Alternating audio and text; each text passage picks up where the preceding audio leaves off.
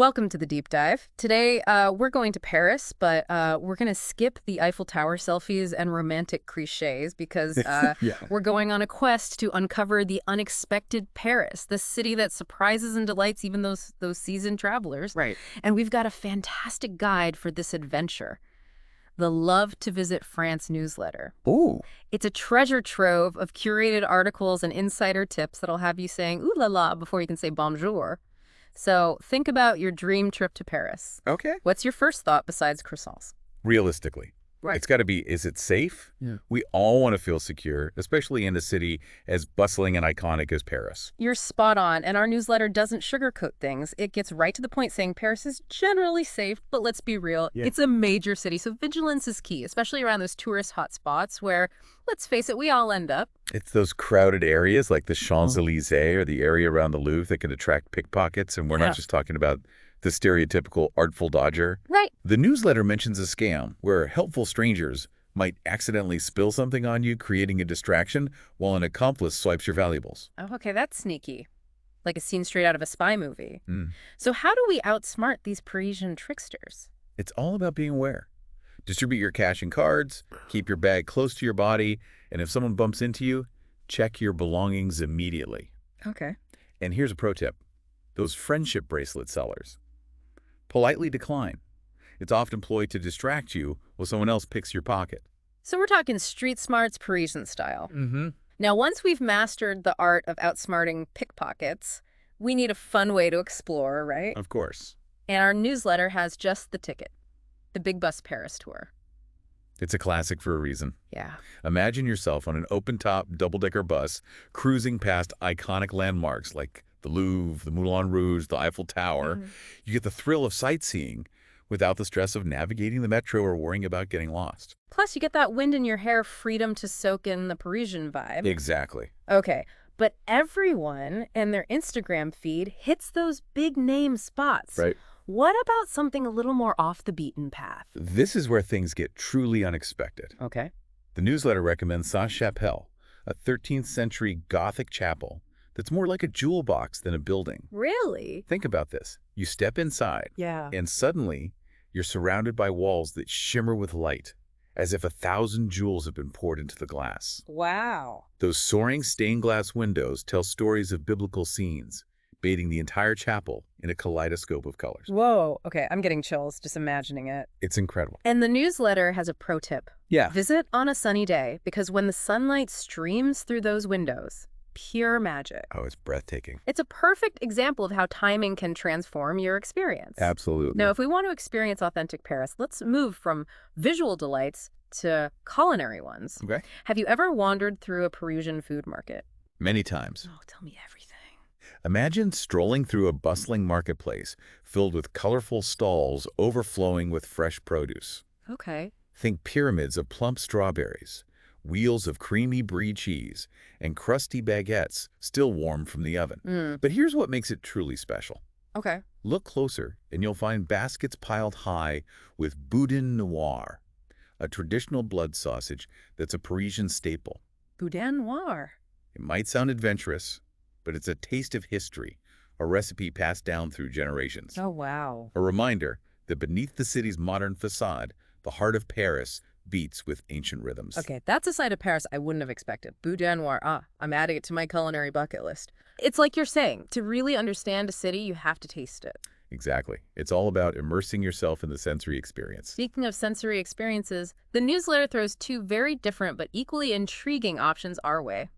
Let's hear them. All right, picture this.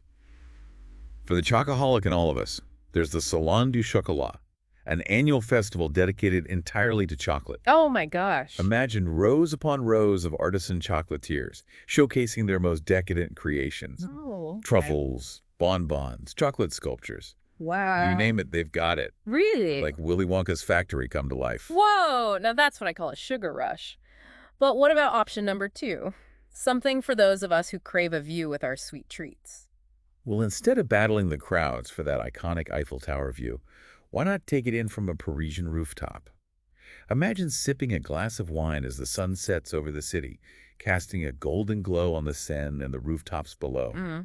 It's the same breathtaking panorama, but with an added layer of intimacy and, dare I say, romance. That sounds incredible. It's like you're saying, the best views aren't always the most obvious ones. Exactly. Sometimes it's about finding those hidden gems, those unexpected perspectives that truly capture the spirit of a place. All right, before we get lost in daydreams of rooftops and chocolate, we need to take a quick detour outside the city limits because, believe it or not, What? there's more to France than just Paris. Stay tuned as we explore the unexpected Paris beyond the city itself. We're back and ready to explore the unexpected Paris beyond the city itself. All right. Our Love to Visit France newsletter is whisking us away to the Poitou-Charentes region this time. This region throws out a real curveball to those who think they know France. Okay. We're trading bustling cityscapes for stunning coastlines, rolling hills, and charming villages steeped in history. Okay. Think of it as the France of storybooks, but with a twist. Okay, I'm picturing quaint villages, vineyards stretching as far as the eye can see, maybe a castle or two. Yeah. But you mentioned a twist. How about a futuristic theme park? Really? The Futuroscope, to be precise. Wow. It's not your typical theme park with roller coasters and cotton candy. Okay. This place is all about cutting-edge multimedia experiences, immersive shows, 3D cinemas, the kind of stuff that makes you feel like you've stepped into a sci-fi film. Wow, a futuristic theme park in the heart of the French countryside?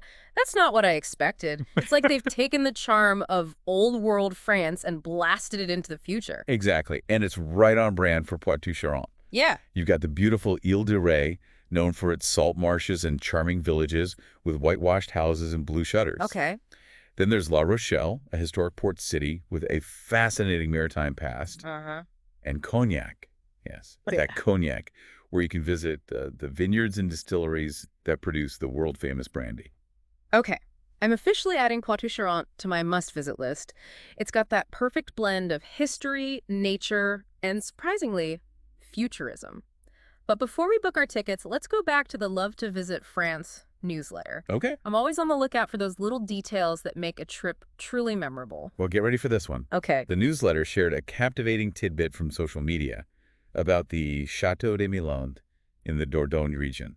It turns out this castle was once owned by none other than Josephine Baker. Wait a minute, Josephine Baker, the legendary entertainer and civil rights activist. She owned a chateau in France. She did. And it's not just some random property. Ugh. Château de Milande was her home for over 30 years, and it became a symbol of her extraordinary life. I am so intrigued. It's like suddenly this chateau isn't just a beautiful building, it's a window into the life of a truly remarkable woman. It really is. Yeah. Josephine Baker was a trailblazer in so many ways. Yeah? She broke down barriers in entertainment, challenged racial stereotypes, and even played a role in the French resistance during World War II. Wow. Imagine the stories those chateau walls could tell. Okay, I'm putting Chateau de Milan at the top of my itinerary. It's amazing how a single social media post can open up a whole new world of discovery. Mm-hmm. I'm sensing a theme here. The unexpected Paris seems to be full of these hidden gems waiting to be uncovered. That's the beauty of exploration, isn't it? Yeah. It's about going beyond the familiar, the tourist traps, and uncovering the stories, the people, the places that make a destination truly unique. And speaking of uncovering the unique, it's time we circle back to Paris itself. But this time, we're diving into a side of the city that many travelers miss: the Paris of everyday life, the Paris beyond the postcards.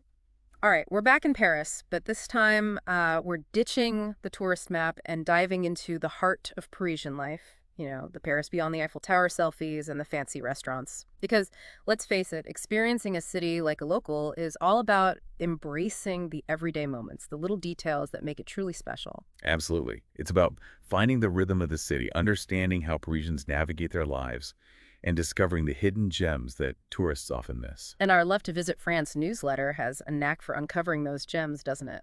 It certainly does. You know, Paris has this reputation for being expensive, and while that can be true if you're sticking to the tourist traps, the newsletter subtly hints at a more budget-friendly side of the city. Remember those vibrant food markets we talked about? Oh yeah. The ones with the mountains of fresh produce the wheels of creamy cheese and the aroma of freshly baked bread wafting through the air. Exactly. Instead of blowing your budget on a fancy restaurant meal, why not grab a baguette, some cheese, maybe a few slices of saucisson, and have a picnic in a charming park or along the Seine? It's a classic Parisian experience, and it's much easier on the wallet. Okay, that sounds idyllic. A picnic with a view of the Seine who needs a Michelin-starred restaurant. And speaking of views, didn't the newsletter have a suggestion for a more affordable way to soak in the Parisian skyline? Right. Instead of joining the throngs of tourists at the Eiffel Tower's observation deck, why not head to a rooftop bar or terrace? Many hotels and restaurants offer stunning panoramic views, and you can often enjoy them with a drink in hand for the price of a cocktail. Imagine yourself sipping a glass of French wine as the sun sets over the city, casting a golden glow on the iconic landmarks below.